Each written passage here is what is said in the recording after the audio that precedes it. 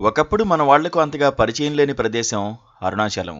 కానీ ఈ మధ్య తెలుగు రాష్ట్రాల నుండి కూడా అరుణాచలం వెళ్తున్న భక్తుల సంఖ్య పెరిగిపోయింది.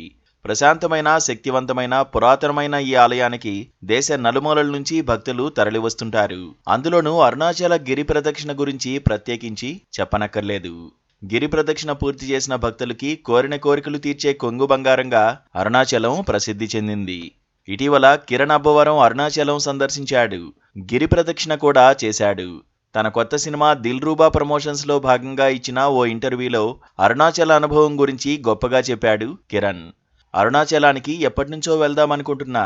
చాగంటి గారు అరుణాచలం గురించి చెప్పిన వీడియోలు ఇన్స్టాగ్రామ్లో వస్తూనే ఉండేవి. అరుణాచలానికి వెళ్లిన తర్వాత వెళ్లక ముందు అనేలా జీవితం ఉంటుందని చాగంటి గారు చెప్పేవారు. దీంతో 2-3 సార్లు అరుణాచలం వెళ్లడానికి ప్లాన్ చేశాను. కానీ అలా ప్లాన్ చేసిన ప్రతిసారి మిస్ అయిపోయింది. నువ్వు వెళ్లాలంటే కాదు, ఆయన నిన్ను పిలిస్తేనే వెళ్ళగలవు అని కూడా చాగంటి గారు చెప్పారు.